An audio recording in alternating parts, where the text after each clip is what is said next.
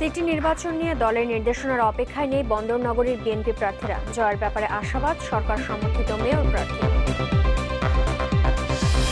ময়মনসিংহের মুক্তাগাছায় ট্রাক চাপায় সিএনজি অটোরিকশার 5 যাত্রী নিহত, আহত 3 জন।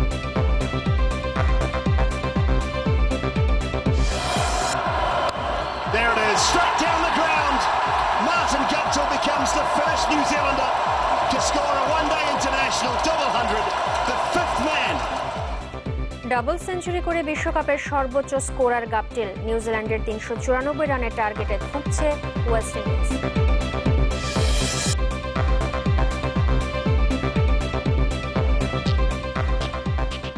আমন্ত্রণ নিউজ 24-এ আপনাদের সাথে আছে নুসরাত হক। শুনছিলেন শিরোনাম, এবারে জানাবো পুরো খবর। দলের অবস্থান এখনো স্পষ্ট নয়, নেই নির্বাচনের ব্যাপারে দিক নির্দেশনাও। তারপরও বসে নেই বিএনপি সমর্থিত কাউন্সিলর প্রার্থীরা। নিজেদের মতো করে প্রস্তুত হচ্ছেন চট্টগ্রাম সিটি কর্পোরেশন নির্বাচনে অংশ নিতে। করছেন গণসংযোগ, চলছে মতবিনিময়। তারা বলছেন এলাকায় এলাকায় নিজেদের নিয়ন্ত্রণ ধরে রাখা এবং কর্মীদের চাঙ্গা রাখতেই নির্বাচনে যাচ্ছেন তারা। চট্টগ্রাম সিটি কর্পোরেশন নির্বাচনের তফসিল ঘোষণার আগে থেকে মাঠে সক্রিয় রয়েছেন আওয়ামী লীগ সমর্থক সম্ভাব্য মেয়র ও কাউন্সিলর প্রার্থীরা। তাদের তৎপরতায় নির্বাচনী হাওয়া লেগেছে নগর জুড়ে। তবে মেয়র পদ নিয়ে ধোঁয়াশা থাকলেও বসে নেই বিএনপি সমর্থক কাউন্সিলর প্রার্থীরা। এরই মধ্যে অনেকে নেমে পড়েছেন নির্বাচনী মাঠে। আমি তো দল নিয়ে বাসি আছি না, আমি এলাকার লোক নিয়ে বাসি আছি। আমাকে দলে না দিলেই আমি করব স্বতন্ত্র হিসেবে। আমি 2000 সালে একবার নির্বাচন করেছি, শুধু একজন বিএনপির লোক আমি করেছি, আগামীতে করব। এবং আমি করলে জনগণ যারা দল করে তাদের সেফটি একটা দরকার আছে, সেই জন্য আমি তাদের বাঁচানোর জন্য এই নির্বাচন অংশগ্রহণ করছি। এবারও অনেক ওয়ার্ডে প্রার্থী হতে বর্তমান কাউন্সিলররা ছাড়াও একাধিক নেতা মাঠে নেমেছেন। তবে এতে একক প্রার্থী দিতে অনানুষ্ঠানিকভাবে দলের ভেতরে কথা চলছে বলে জানিয়েছেন নেতারা। বলছেন মাঠ পর্যায়ে নিজেদের আধিপত্য ধরে রাখা এবং কর্মীদের মনোবল চাঙ্গা রাখতেই নির্বাচনে প্রার্থী হবেন তারা। লোকাল ইলেকশন এটাকে তো করতে হয়, কারণ এই লোকাল ইলেকশন ধরে রাখতে পারবেন না, এটা সব ঘরে ঘরে ব্যাপার। তো এই পাবলিকরে আপনি ভোটারদেরকে ধরে রাখতে পারবেন না। তারা যাবে ভোট সেন্টারে, আমি না দাঁড়াইলে আরেকজনের পক্ষে যাবে। এগুলা লোকাল ইলেকশনে পারা যায় না। তাদের মতো মাঠে নেমে পড়েছে 20 দলের অন্যতম শরিক জামায়াতও। এরই মধ্যে কাউন্সিলর পদের জন্য তাদের 2 নেতা মনোনয়নপত্র নিয়েছেন। গত নির্বাচনে সিটি কর্পোরেশনের 41 ওয়ার্ডের মধ্যে কাউন্সিলর নির্বাচিত হন বিএনপি জামাত সমর্থিত 19 জন। এমদাদুল হক, চ্যানেল 24, চট্টগ্রাম। চট্টগ্রামের সিটি কর্পোরেশন নির্বাচনে মেয়র পদে দলীয় সমর্থন পেয়ে জয়ের ব্যাপারে আশাবাদ জানিয়েছেন আওয়ামী লীগ সমর্থিত প্রার্থী আজম নাসির উদ্দিন।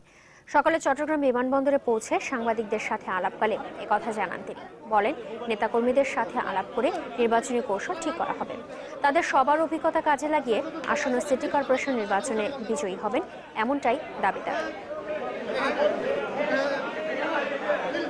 সিনিয়র নেতৃবৃন্দরা আছেন, আমরা সব একসাথে বসে আলাপ আলোচনা করে আমাদের নির্বাচনী কার্যক্রম কিভাবে পরিচালনা করব এবং বিজয়টা আমরা কিভাবে ছিনিয়ে আনবো ইনশাল্লাহ সেটা নিয়ে আমরা আলাপ আলোচনা করেই আমাদের সমস্ত কর্ম পরিকল্পনা নির্ধারণ করব। এবং আমি যাতে সততার সাথে, বিশ্বস্ততার সাথে, আন্তরিকতার সাথে আমার উপর অর্পিত যে দায়িত্ব বা দীর্ঘদিন যে প্রত্যাশা সেটা পূরণ করে চট্টগ্রাম নগরীকে একটা বিশ্বমানের নগরীতে রূপান্তর করতে পারি।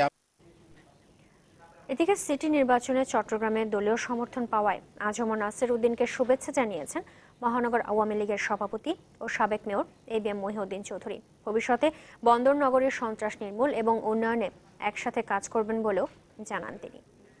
আমার দলের পক্ষ থেকে যদিও এটা দলের সরাসরি নির্বাচন নয়, নাসির তার নির্বাচন চালাবে। যারা ভোটার আছেন চট্টগ্রাম মহানগরীতে তাদের প্রতি আমার আবেদন থাকবে নির্বাচনে যে স্বাধীনের সপক্ষে সংগঠন যারা আছে তাদেরকে যেন মনোনীত করা হয়। ঢাকা সিটি কর্পোরেশন নির্বাচনে উত্তরের স্বতন্ত্র প্রার্থী হিসেবে প্রতিদ্বন্দ্বিতা করার ঘোষণা দিয়েছেন জাতীয় পার্টির চেয়ারম্যান HM এরশাদের উপদেষ্টা ববি হাজ্জাজ। রাজধানীর বনানীতে নিজ কার্যালয়ে সংবাদ সম্মেলনে এই ঘোষণা দেন তিনি। সংবাদ সম্মেলনে ববি হাজ্জাজ বলেন, জাতীয় পার্টি এরই মধ্যে মেয়র নির্বাচনে প্রার্থী মনোনয়ন দেয় দলের সিদ্ধান্তের উপর সম্পূর্ণ আস্থা রেখে স্বতন্ত্র প্রার্থী হিসেবে লড়তে চান তিনি। দলের চেয়ারম্যানের সমর্থন আছে কিনা এ নিয়ে সাংবাদিকদের প্রশ্নের জবাবে ববি বলেন, চেয়ারম্যানের আশীর্বাদ সবসময় তার সাথে আছে। দল মত নির্বিশেষে স্বপ্নের ঢাকা নির্মাণে সবার সহযোগিতা চান তিনি। ঢাকার উত্তর ও দক্ষিণ এবং চট্টগ্রাম সিটি কর্পোরেশন নির্বাচনে সুষ্ঠু পরিবেশ সৃষ্টি করতে সংশ্লিষ্টদের প্রতি আহ্বান জানিয়েছেন সুশাসনের জন্য নাগরিক সুজন। সেই সাথে জামিনযোগ্য মামলায় আটক ব্যক্তিরা যদি সিটি নির্বাচনের প্রার্থী হতে চান তাদের জামিন দেওয়ারও আহ্বান জানিয়েছে সংগঠনটি। সকালে রাজধানীর ডিপ্লোমা ইঞ্জিনিয়ার্স ইনস্টিটিউটে আয়োজিত সংবাদ সম্মেলনে বক্তারা এই দাবি জানান। বর্তমান রাজনৈতিক পরিস্থিতি নিয়ে উদ্বেগ প্রকাশ করে সুজন সম্পাদক বদিউল আলম মজুমদার সুষ্ঠু নির্বাচনের সংশয় প্রকাশ করেন। সংবাদ সম্মেলনে আরো বক্তব্য রাখেন সুজন সভাপতি তত্ত্বাবধায়ক সরকারের সাবেক উপদেষ্টা এম হাফিজউদ্দিন খান, সুজনের সহ সভাপতি কাজী এবাদুল হক সহ আরো অনেকেই। সিটি কর্পোরেশন নির্বাচন অবাধ, নিরপেক্ষ, সুষ্ঠু। দর্শক, রাজধানীর সিরডাপ মিলনায়তনে দ্য কেস ফর রিফর্ম বিষয়ক সেমিনারে বক্তব্য রাখছেন বিচারপতি আব্দুল ওয়াহাব মিয়া। আমরা সরাসরি চলে যাচ্ছি সেখানে। রেগুলার সকাল বিকাল he must learn something, I must say, because seriously কোর্টে গেল, প্রসিডিং দেখলো কিভাবে কেসটা প্রসিড হয়, কেসটা কেমনে ফাইল হয়, কেমনে রিটেন স্টেটমেন্ট হয়, কোথায় এসডি হয়, কোথায় সমন যায়, কেমনে প্রসেস লিখতে হয়। আই বিলিভ যদি একজন লয়ার 6 মাস রেগুলার কোর্টে যায়, হি মাস্ট লার্ন সামথিং। তখন যদি সিনিয়র দিতে পারে আরও মজা আছে একটা, যখন কোনো সিনিয়র চেম্বারে যাবা, সিনিয়র তোমাকে টেস্ট করবে, তুমি লিখটা ছেলেটা কেমন। এখন দেখা গেলো এমনও আছে সিনিয়র টেস্ট করে জানো, এখন তুমি একটা ক্লায়েন্ট আসছে সিনিয়রের চেম্বারে, তুমি কথা বললা, দেখা গেলো পরের দিন ক্লায়েন্ট তুমি নিয়ে চলে গেছো, তখন কী হবে? না আছে তো বাস্তবতা। আমি কিন্তু ইয়ের সম্বন্ধে কম বলবো, বিকজ আমি বলবো বাস্তবতা, বিকজ আই হ্যাভ সিন। আমি বারে ছিলাম 25 বছর, আমি জজুত করি 16 বছর, 41 years in this profession I am. I was secretary of the bar twice পরপর, আরেকবার ছিলাম অ্যাক্টিং সেক্রেটারি ছিলাম। I know what is what. এই জন্য আমি বলতেছি কথাগুলো। তুমি একটা নতুন অ্যাডভোকেট হইলা, তুমি মাত্র শরৎ পাইছো, তুমি কিছু জানো না, তো বলে গেলে কিছু ছিল না, তুমি তোমার কাছে ক্লায়েন্ট কেন আসবে? হ্যাঁ, বার কাউন্সিলে যে আসা 6 মাস, এই যে তুমি যে মিথ্যা সার্টিফিকেট এফিডেভিট দিলা, হ্যাঁ আমি অন্য কোনো চাকরি করি না, তুমি করো চাকরি, মিথ্যা এফিডেভিট দিলা, দিয়ে কী করলা, প্রিভিলেজ নিলা, আর 6 মাস সিনিয়র চেম্বারে জীবনে গেল না। আমি এই যে মিস্টার এখানে বসা যে এখন তাকে বলবো, ডক্টর বুরহানকে বলবো, বার কাউন্সিল আইন করেন। আমি ছিলাম ভাইবা পরীক্ষা, আমি ফেল মারছি। কেন ফেল মারছি?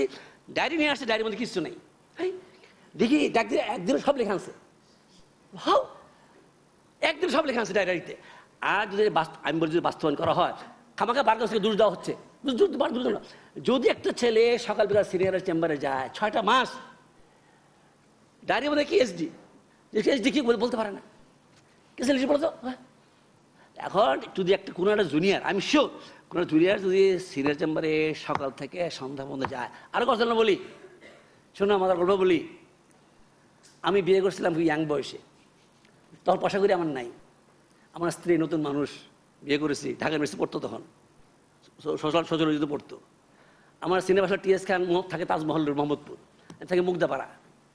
সিনিয়র চেম্বারে গেছি সন্ধ্যার সময়, ওহাব সাহেব বসেন, আমার স্যারকে আমার খুব স্নেহ করতো, নিজের ছেলের মতো স্নেহ এখনও করে। ওহাব সাহেব বসেন, চা দিছে, খাইছি, স্যার বসেন। আর 9টা বাজে কাজ শুরু করলো, 11টা স্যার যাই বসেন, 12টা স্যার যাই বসেন।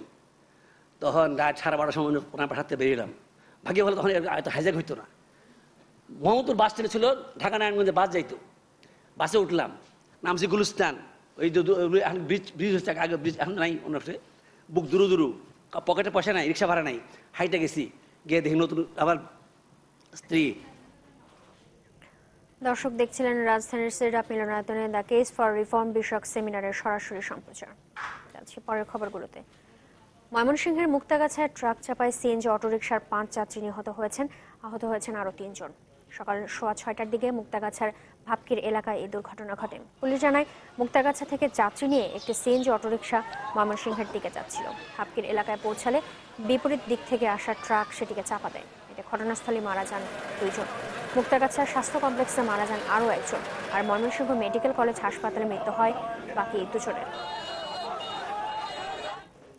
নতুন প্রজন্মের শিক্ষার্থীদের বিশ্বের অন্য দেশের শিক্ষার্থীদের সাথে প্রতিযোগিতা করার মতো মানসিকতা গড়ে তোলার আহ্বান জানিয়েছেন শিক্ষামন্ত্রী নুরুল ইসলাম নাহিদ।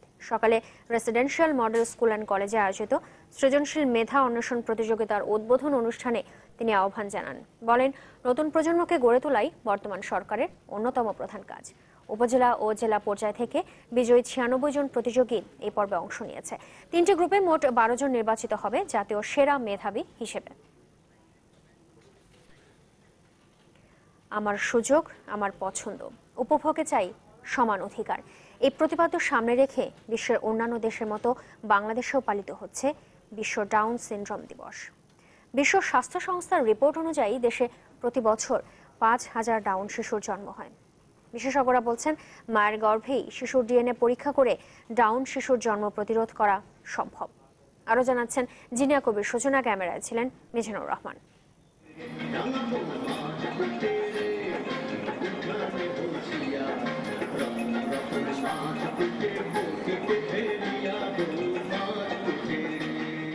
লেখাপড়া, নাচ, গান সবকিছু নিয়ে একটু একটু করে বড় হচ্ছে অদ্রিতা। কিন্তু সেই বড় হওয়াটা যেন ঠিক চোখে পড়ছে না, কারণ ওর বেড়ে ওঠা আর 5টি শিশুর মতো নয়।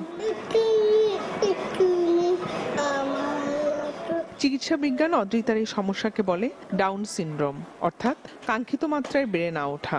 তাই অদ্রিতাকে নিয়ে তার বাবা মায়ের মনেও কষ্ট। তবে আগে থেকে সচেতন হলে হয়তো এই কষ্ট তাদের পেতে হতো না, এমনটাই মনে করেন এই দম্পতি।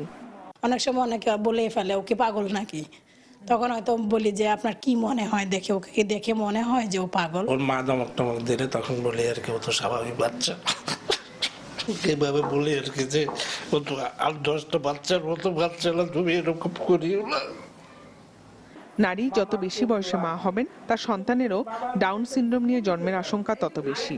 25 বছর বয়সী প্রতি 1200 জন গর্ভবতী মায়ের মধ্যে একজন, 30 বছর বয়সী প্রতি 900 জনের মধ্যে একজন, আর 40 বছর বয়সী প্রতি 100 জন মায়ের মধ্যে একজনের ডাউন শিশু হতে পারে। বিশেষজ্ঞরা বলছেন, বাবা মায়ের কাছ থেকে যে ক্রোমোজোম পেয়ে মানব শিশু তৈরি হয়, সেই স্বাভাবিক প্রক্রিয়ায় ব্যাঘাত ঘটলেই জন্ম হতে পারে ডাউন শিশুর। মানুষের যখন জন্মগ্রহণ হয়, বাবা মায়ের ভিতরে যে বৈশিষ্ট্যের পরিবর্তন হয়, অর্থাৎ ক্রসিং ওভার বলি আমরা। তো এই ক্রসিং ওভারের সময় তারা যখন সেগ্রিগেট করে, এই সেগ্রিগেশনটা প্রপারলি হয় না কোনো কোনো ক্ষেত্রে। স্বাভাবিক প্রক্রিয়ারই অংশ, এটা কারোর দোষে না।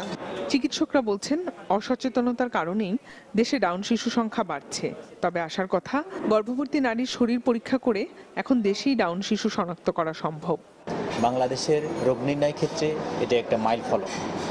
কাজে বাবা মা যারা ঝুঁকিপূর্ণ বাবা মা, যাদের ডাউন শিশু হওয়ার সম্ভাবনা আছে, তাদেরকে অবশ্যই ঝুঁকি নির্ণয় পরীক্ষা কিংবা ডিএনএ পরীক্ষার মাধ্যমে শতভাগ নিশ্চিত হওয়া উচিত যে তার ডাউন শিশু জন্মগ্রহণ করবে কিনা। ডাউন শিশুরা সাধারণত প্রতিবন্ধী শিশু হিসেবে বেঁচে থাকে। তারা অন্য শিশুদের তুলনায় শারীরিক ও মানসিকভাবে দেরিতে বেড়ে ওঠে। প্রতিবন্ধী ব্যক্তিদের নিয়ে দেশে নানা প্রতিষ্ঠান কাজ করলেও ডাউন শিশুদের জন্য এখনো আলাদা কোনো প্রতিষ্ঠান গড়ে ওঠেনি।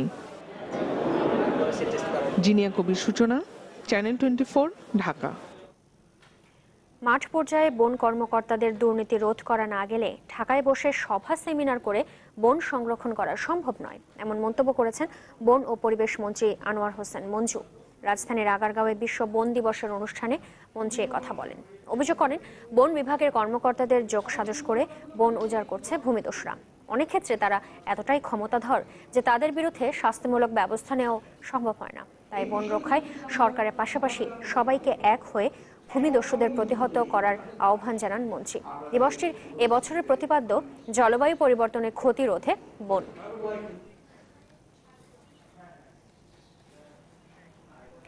এবার